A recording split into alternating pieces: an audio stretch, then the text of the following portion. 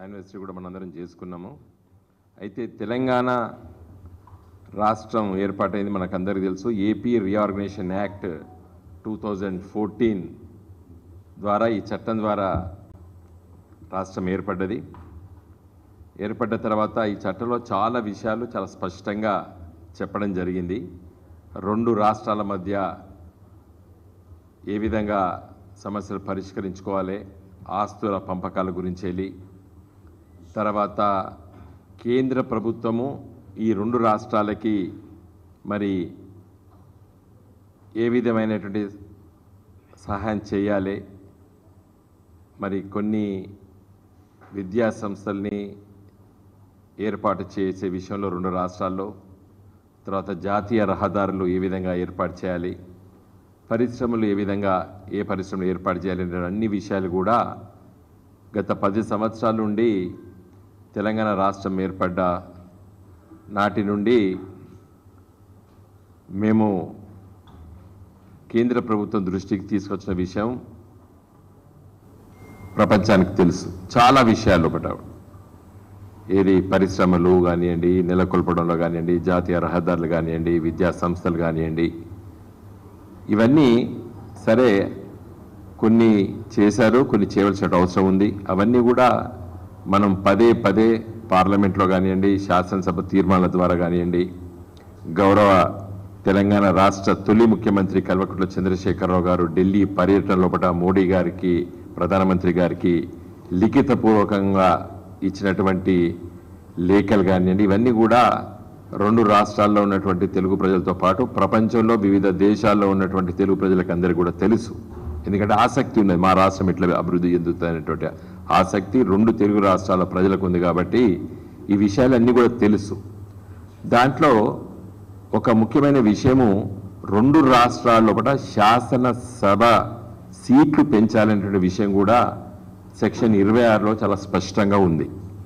తెలంగాణ రాష్ట్రానికి ఎన్ని సీట్లు పెంచాలి, మరి అదేవిధంగా ఆంధ్రప్రదేశ్ రాష్ట్రానికి ఇప్పుడు 175 ఆంధ్రప్రదేశ్లో శాసనసభ సీట్లు ఉన్నాయి, దాన్ని 225గా పెంచాలని చెప్పి 119 ఉన్నటువంటి స్థానాల్ని 153కి తెలంగాణలో పెంచాలని చెప్పేటువంటి మరి ఆ ప్రొవిజన్ సెక్షన్ 26లో డీలిమిటేషన్ ఆఫ్ కాన్స్టిట్యున్సీస్ అనేటువంటి దాంట్లో సవివరంగా వివరించబడ్డది. దురదృష్టవశాత్తు ఈ చట్టం తయారు చేసేటప్పుడు ఒక subject to the provisions contained in article 170 of the constitution అనేది ఒకటి వర్బాటం ఒక ఉండడం వల్ల మరి ఆర్టికల్ 170 ఏం చెప్తుందంటే 2026 తర్వాత మొదటి సెన్సెస్ తర్వాత వచ్చేటువంటి దాని ప్రకారంగా చేయాలని చెప్పింది. కాబట్టి మేము చేయలేమని చెప్పి కేంద్ర ప్రభుత్వం చెప్పింది.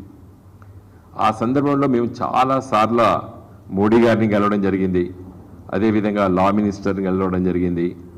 ముఖ్యంగా దీంట్లో మరి ఆనాటి ముఖ్యమంత్రి కేసీఆర్ గారి చొరవతో మరి నేను ప్రత్యేకంగా తిరుగుతూ కేశవరావు గారు, నేను, వెంకయ్య నాయుడు గారు ఆ రోజు మరి మంత్రిగా ఉండే కేంద్ర క్యాబినెట్లో వారు, ఈ లెజిస్లేటివ్ సెక్రటరీస్ వాళ్ళందరినీ పిలుచుకొని మాట్లాడితే ఒక సింపుల్ అమెండ్మెంట్ ఈ చట్టానికి చేసి నాట్ ది స్టాండింగ్ అనేటువంటి ఒక పదాన్ని చూపిస్తే, అది డిలీట్ చేసి చూపిస్తే ఇది సరిపోతుంది చేయొచ్చు అని చెప్పి ఒక అభిప్రాయం వచ్చినప్పుడు కూడా మోడీ గారు దాటేశారు. మరి అదే వాళ్ళకు సానుకూలంగా ఉన్నటువంటి జమ్మూ కాశ్మీర్లో సీట్లు పెంచాలనే అవసరం వచ్చినప్పుడు మేము ఏదైతే ప్రతిపాదన చేశామో నాట్ ది స్టాండింగ్ అనే పదాన్ని పొందపరచాలనేది అదే పొందపరుస్తూ మరి ఆర్టికల్ 317 రద్దు చేసినప్పుడు చట్టం తీసుకొచ్చి ఇలా జమ్మూ కాశ్మీర్లో మరి సీట్లు పెంచుకున్నారు. అంటే బీజేపీ ప్రభుత్వానికి వాళ్ళకు ఇష్టం ఉన్న దగ్గర చేసుకున్నారు, మరి తెలంగాణ రాష్ట్రానికి, ఆంధ్రప్రదేశ్ రాష్ట్రానికి పెంచడం ఇష్టం లేదు కాబట్టి వారు పెంచలేదు. ఇది 10 సంవత్సరాలు. ఇది చరిత్ర చెప్తున్నా. ఇంకా అస్సలు విషయానికి వస్తా, చాలా ముఖ్యమైనటువంటి విషయం ఇది. ఈరోజు తెలంగాణ శాసన మండలి ఉన్నది, లెజిస్లేటివ్ కౌన్సిల్. చట్టం అంటే రాజ్యాంగం ఏం చెప్తుందంటే ఆర్టికల్ 169, 170 ఏం చెప్తుందంటే 40 సీట్ల కంటే తక్కువ ఉండకూడదు లెజిస్లేటివ్ కౌన్సిల్. అదేవిధంగా శాసనసభ సీట్లలో 1/3 ఉండాలని చెప్తుంది. ఇవాళ 119 అసెంబ్లీ సీట్లు ఉన్నాయి తెలంగాణలో. 1/3 అంటే ఎంత? 40 కంటే తక్కువ, 39. మరి 40 ఉండాలి, లేవు.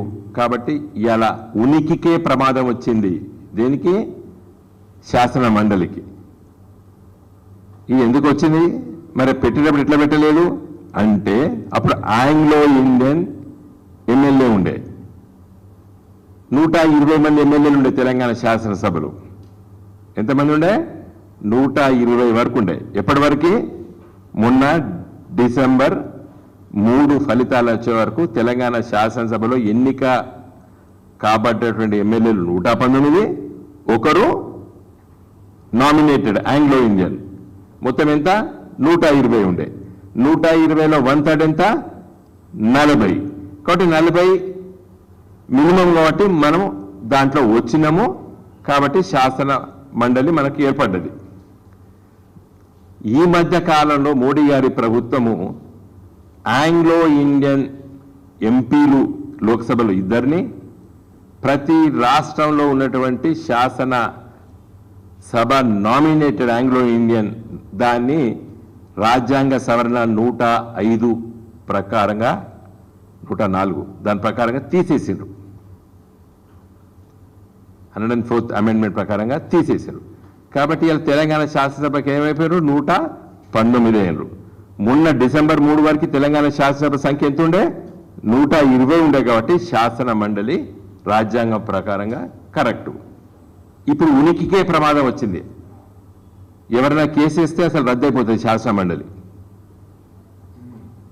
రాజ్యాంగం ప్రకారంగా లేదు ఇవాళ తెలంగాణ శాసన మండలి.